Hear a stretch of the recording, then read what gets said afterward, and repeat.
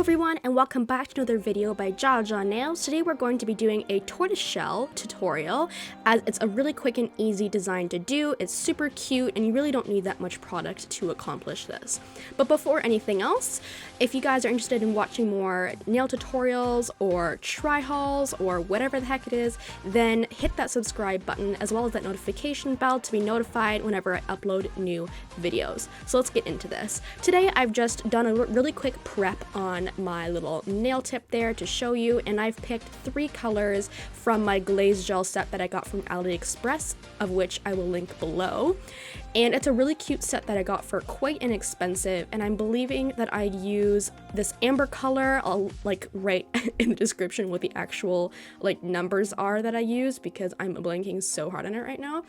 But I use this amber color, and I'm going to do a bit of a base layer before I apply anything else, and I'm going to be putting dots of a darker brown color from the same collection as well to start making our little dots for our tortoise shells. But we are not going to cure the base layer before applying the little dots because you want it to kind of spread around, you want it to be messy, and here you can see I spilled it all over myself because I opened the container incorrectly, and that's one thing that you definitely have to keep in mind with pot containers is that it will spill if not kept properly.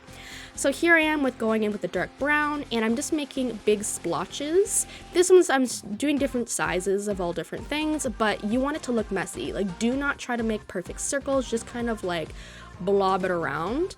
And it's gonna look so much better the further on you go, I promise. It's gonna look like absolute just poop when you start off with. It's just gonna look like a hot mess express, but it will get better. So I'm just moving my gel around. I don't want it to be perfect, and I like that the gel is wet because it's going to make a much better result for me in the end.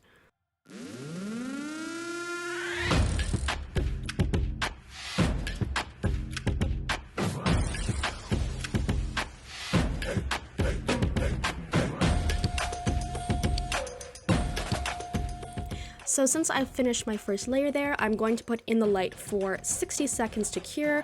Anywhere from 40 to 60 is totally fine since I can't English today at all.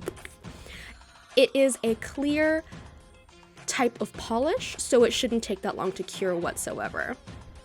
So I'm going to go back in with another layer of the amber, and I'm going to cover that up because we want to kind of give it a bit more of a three-dimensional look, which is really cool, and you're going to be putting more layers of dots on top of that. But this time we're going to be going in with the jelly type of black.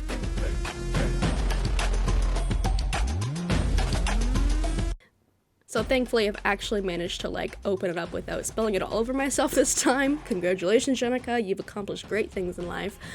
And we are going to put the black in the middle of the brown dots. You can put it around if you want, but it's just not supposed to be clean looking.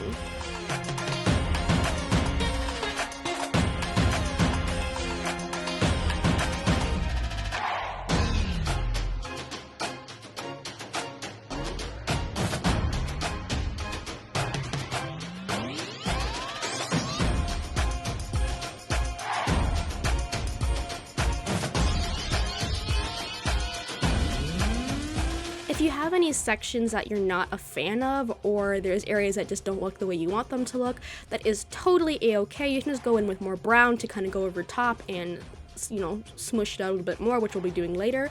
But the layers of amber is what's really going to kind of hide any mistakes that you make and change any things that you want to change.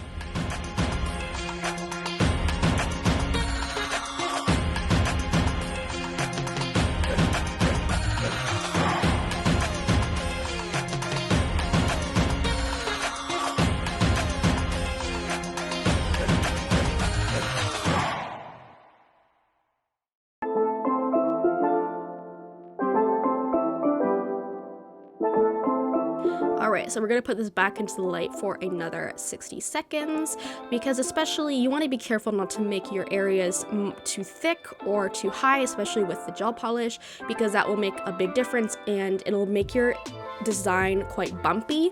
You can fix this if you go in with a capsulating layer of gel or acrylic, but if you want to keep your nails a little bit thinner and not so chunky, then I would really recommend to not build up your dots too thickly.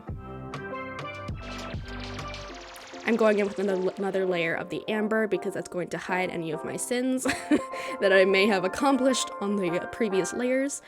And with that final thing of amber, I'm going to be going in and applying my gold leaf.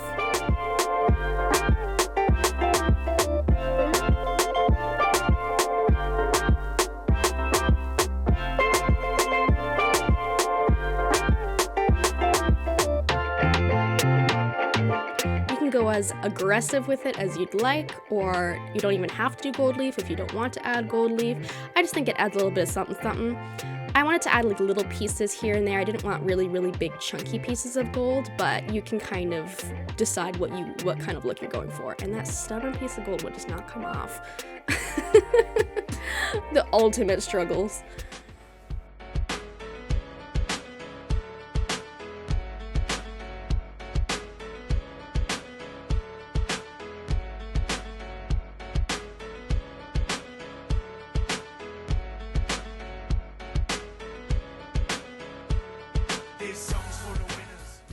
So I use a little piece of gold at the bottom to hide the number on the nail, but if you guys are being extra fancy and you don't want to have that in there at all, I would highly recommend to take the time to go underneath the nail with your file and to make sure that you cover all your bases and to file off the numbers so it doesn't look like whack when you either give them to clients or wear them yourself.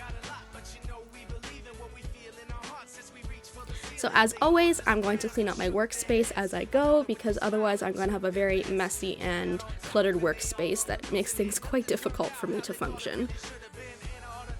And I just realized I put the wrong lid on the wrong thing. Whoopsie.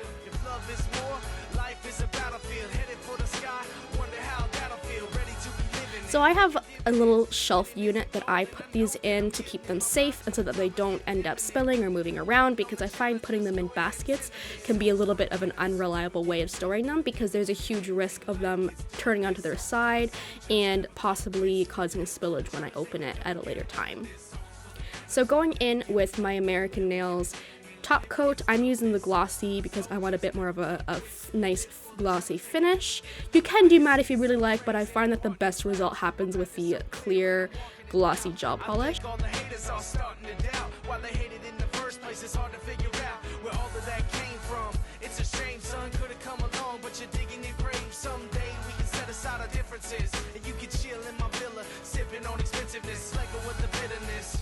So with everything all cured, I'm going to go in and, as per usual with all of my sets and designs, I'm going to be doing my double coating of top coat.